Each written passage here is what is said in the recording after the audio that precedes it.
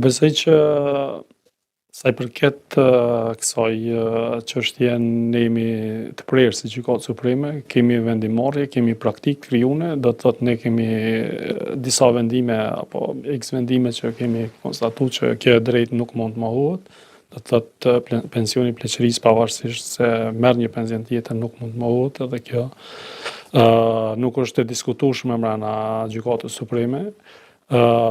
A ka çështje që ngriten vazhdimisht, ka çështje. Në këto situata, për raste kur mund të ketë raste të njëjta, në momentin që ka një vendim, unë mendoj që do të reflektoj ekzekutivi edhe ose duhet ta ndryshoj ligjin, ose duhet të reflektojnë kuptimin e garantimit drejtave të qytetarëve në mënyrë që ata mos kenë nevojë që për realizimin e drejtave të drejtohen gjykatave. Ajo që unë e shoh si zgjidhje është veprimi i qeverisë që t'i njeh këto drejta pa pas nevojë me ju drejtu gjykatave, sepse kjo është përveç që është mohim i drejtave të qytetarëve, është në njëjtën kohë me një farë mënyrë maltretimi i tyre për të realizuar një drejtë që veç dihet që do ta realizojnë, po njëkohësisht është edhe shpenzim shtesë edhe për vetë buxhetin e shtetit, sepse shpenzimet në fund do t'i ngarkohen atij që unë kontestin në këtë rast do të jetë institucionet publike apo më mirë më thonë qeveria. A ka përmirësim në drejtim të problematikës ngritur vazhdimisht për sa i përket çështjes së kthimit të rasteve në rigjykim dhe në rivendosje? Kritikë që është bërë ndaj gjykatës së apelit pothuajse ndër vite. Gjykata Supreme po mundohet vazhdimisht që ta merr atë rolin e vet në kuptim të unifikimit praktikës gjyqësore. Edhe sa i përket lëndëve të kthyera në gjykim, po dhe çështjeve tjera ne kemi po mundësien që cilat do të jenë zgjidhjet që do të ulin edhe numrin e lëndëve të kthyera në gjykim, po edhe çështje tjera që kanë të bëjnë edhe me shkurtimin e kohës pritjes lëndëve për trajtim. Gjatë këtij viti Gjykata Supreme ka organizuar punëtori me gjykatën e apelit edhe kemi trajtuar shumë prej çështjeve, një prej çështjeve ka qenë edhe çështja e kthimit çështjeve në rigjykim.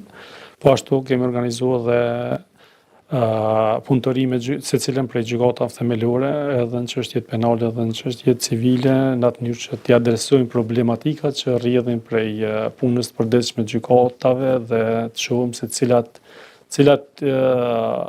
probleme i sfidojnë gjyqtarët edhe cilat mund të jenë zgjidhjet që këto problematika, këto sfida të jenë më të lehta për ta.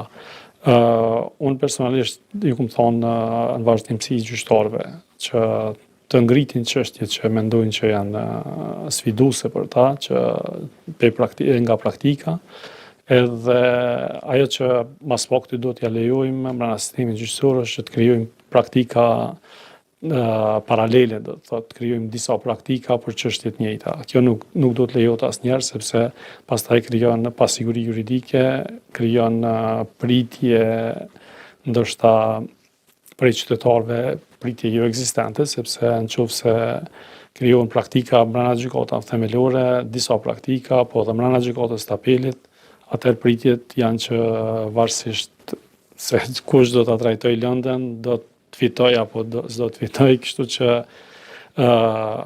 esenca është që të krijojmë praktika unike edhe të krijojmë standarde në sistemin gjyqësor, ashtu që secili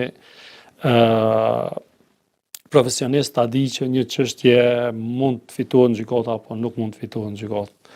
Kjo është edhe synimi i Gjykatës Supreme. Kryetar, politika e dënimeve vazhdon që të kritikohet ende. Gjykata Supreme e Kosovës e ka miratuar udhëzuesin për politikë ndëshkimore. A ka shenja të përmirësimit në këtë drejtim, sidomos fjala është e rastet e korrupsionit që vlerësohen si më problematike? Realisht, muj me thonë që ka një vullnet me zbatu udhëzuesin për politikë ndëshkimore, megjithatë e tham publikisht që nuk janë pritjet e mia që kisha dashur me qenë.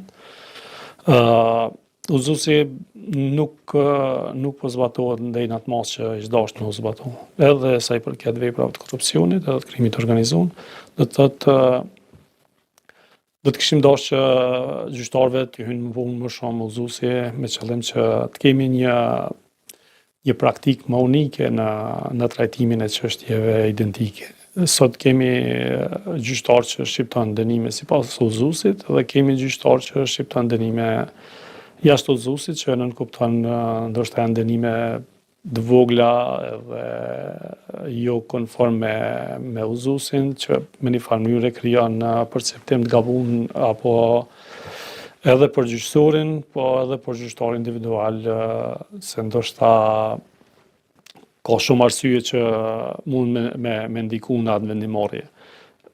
Unë personalisht mendoj që do kohë zbatimin të anësi e udhëzuesit, megjithatë ne po punojmë me gjyqtar, po e monitorojmë vazhdimisht zbatimin e udhëzuesit, po besoj që me kalimin e kohës ky udhëzues do të jetë me një farë mënyre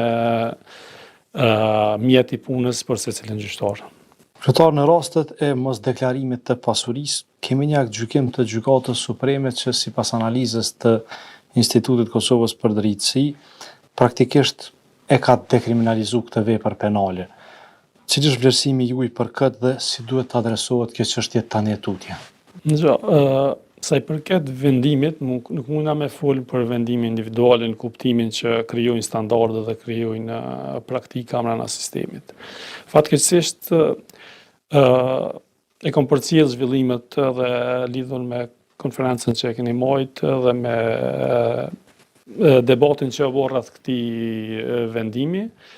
Unë isha pajtu që ai vendim e ka dekriminalizuar veprën e deklarimit të pasurisë.